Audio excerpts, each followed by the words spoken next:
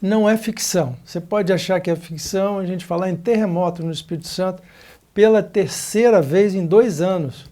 E vamos conversar com a geóloga, doutora em geologia, Luísa Bricali, para explicar para a gente esse último episódio que aconteceu agora em Pancas, na região de Pancas, né? Fala para a gente, Luísa, por que tem acontecido esses episódios? Isso está acontecendo com mais frequência ou é porque hoje nós temos condições de medir esses fenômenos? Na verdade, Almir, esses terremotos eles acontecem sempre, né? Muitas vezes eles nem são sentidos porque eles acontecem numa magnitude muito baixa. E às vezes em locais onde a gente não tem ocupação urbana, então as pessoas acabam não sentindo, né? Então assim, mas os terremotos eles acontecem, estão acontecendo o tempo inteiro. No Brasil, especificamente, apesar da gente estar sobre uma placa tectônica, essa placa ela está sendo movimentada pelas outras placas que são adjacentes a ela, né? Então essa compressão na placa, as próprias falhas que existem no fundo oceânico que se prolongam para o continente, tem relação com isso, né, com a ocorrência dos terremotos, e além das falhas geológicas locais no próprio ambiente. No caso de Pancas, né, Pancas está localizado numa área interessante do ponto de vista tectônico, porque é uma feição tectônica importante do Espírito Santo. Aliás, a mais importante e a maior. Começa em Vitória, passa por Colatina, Pancas e vai até Minas Gerais, né? Que chama... Aliás, é lindo, né? Quem não conhece, vá para Pancas. Não existe muitas linhas de turismo para lá, mas é muito bonito aqueles pontões, né? Verdade, Pancas é muito bonito. E qual foi a magnitude do terremoto? As pessoas sentiram isso? Então, a magnitude foi de 1,3, né? Uma magnitude baixa, mas as pessoas sentiram bastante. Nós tivemos vários relatos de pessoas dizendo que sentiram o tremor, ouviram alguns estrondos e tivemos muito relato de muitas pessoas ali na região de um distrito de Lajinha chamado, em Pancas, foi onde as pessoas sentiram mais. Então essa faixa, né, que a gente chama de faixa móvel, né, chama faixa colatina, inclusive o nome dela, é um conjunto de falhas e fraturas. E esse terremoto ocorreu exatamente nessa região, onde passam essas falhas e essas fraturas. Então é uma área que já é conhecida, né, do ponto de vista tectônico, então já é esperado uma movimentação tectônica ali. Inclusive, em outros anos já aconteceram terremotos ali. Aquela região do Rio Doce que passa por Colatina fica em cima de uma falha? Então, a parte de Colatina, a cidade de Colatina, inclusive, né, que o Rio Doce está próximo ali, né, próximo a Colatina, a faixa passa pelo Rio Doce, né, ela corta o Rio Doce, assim, numa orientação mais ou menos noroeste. Não é que o leito do rio fique sobre a faixa, não. Nessa faixa, não. Ela passa quase que mais ou menos perpendicular, não chega a ser perpendicular, não. O que é uma falha geológica, Luísa? Bom, uma falha geológica é um tipo de estrutura geológica, assim como fraturas e dobras, né, são chamadas estruturas geológicas. E a falha, a peculiaridade dela é que ela tem que se movimentar, né? Os estratos, as camadas desses blocos de rocha, eles se movimentam um com relação ao outro. Então, a falha tem que ter uma movimentação, diferentemente de uma fratura, por exemplo. Só para a pessoa entender melhor, a gente tem várias camadas, né? Da Terra até chegar à superfície, né? Então, a primeira camada tem essa falha, mas embaixo nós ainda temos uma placa boa e pesada que... aqui no Brasil, né, a gente chama de placa do Brasil, né, que é bem densa, não é isso?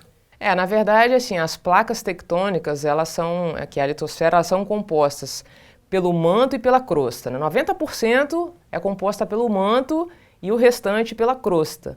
E aí ela varia, né, de espessura, assim, mas ela pode chegar a mais ou menos 150 km de profundidade, né, a espessura de uma placa tectônica, mas isso depende da placa, né, a profundidade da crosta que é. Sim, nas áreas que tem vulcões, essa crosta deve ser menos densa, né? Menos espessa. Na verdade, depende dessa área, né? Assim, em áreas de divergência, onde as placas se separam, você tem área de vulcanismo, aí são duas crostas oceânicas, que elas são mais densas, mais pesadas, e elas são um pouco mais finas realmente. O que a gente nota em termos de movimentação, de terremotos, por exemplo? Como eu disse aqui, 3 terremotos, né, nos 2 últimos anos, você me corrigiu agora, dizendo que foram 5, 4 no ano passado e 1 esse ano. Exatamente. Então, só o ano passado nós tivemos 4 terremotos, sendo que um deles foi sentido pela população, que foi em Vitória, né, na verdade. O epicentro foi em Vitória, em Maruípe, e as pessoas que moram em Vitória, Vila Velha e Serra sentiram bastante. Foi 1,9 de magnitude, foi em julho do ano passado, né? Mas nós tivemos mais 3 outros terremotos. Então só o ano passado foram 4. Esse ano foi o primeiro agora que aconteceu ontem em Pancas, mas nós já temos catalogados 41 terremotos com esse de ontem. Bem, vamos a um rápido intervalo, voltamos já falando sobre terremoto e movimentos da crosta terrestre.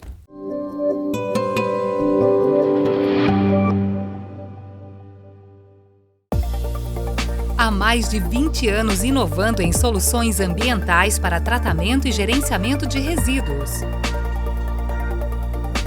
Vitória Ambiental. Proteger o meio ambiente é o nosso compromisso.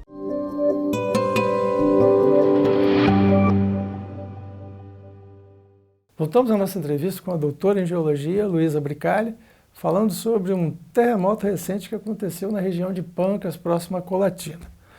Luísa, esses tipos de fenômenos acontecem também em outros lugares do Brasil? Sim, no Brasil todo a gente tem terremoto, né? Assim, no Nordeste, né, é a região mais sismicamente ativa do país, né? Tem umas peculiaridades geológicas específicas para poder explicar isso. Mas no Brasil todo nós temos terremoto. No Espírito Santo todo, inclusive, nós já tivemos terremoto de norte a sul do estado do Espírito Santo.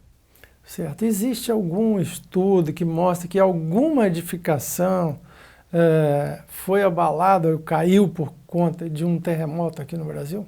Que tenha caído a edificação nesse sentido não, porque as magnitudes são mais baixas. As médias dos terremotos no Brasil, a média de 2,5 a 3, né, a média, né, tem mais baixos.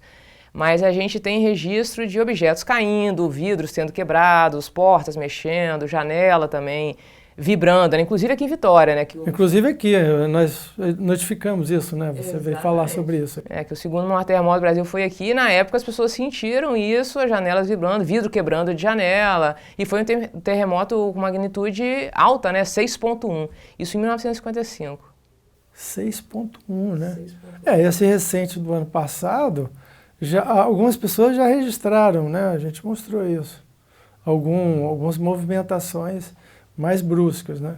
Na verdade as pessoas sentiram a vibração, né? Porque geralmente as pessoas sentem a vibração e às vezes um estrondo, né?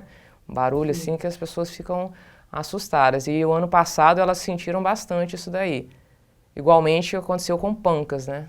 Bem, aqui no Espírito Santo a gente tem registro de terremoto? A gente, lá na universidade, nós temos um laboratório LANES, que é o Laboratório de Neotectônica e Sismológica, que é coordenado por mim. E nós temos catalogado, né, todos esses terremotos que ocorreram, desde o primeiro até esse último agora de Pancas. E esses terremotos, na verdade, eles são registrados por estações sismográficas, né, pela Rede Sismográfica Brasileira. E existem alguns sismógrafos instalados no Espírito Santo, mas a gente necessitaria de uma quantidade maior para poder ter uma precisão melhor da ocorrência desses terremotos. Tem gente que às vezes faz correlação de coisas que não devem ser feitas, né? Mas isso tem a ver com algum processo ambiental que o planeta está vivendo?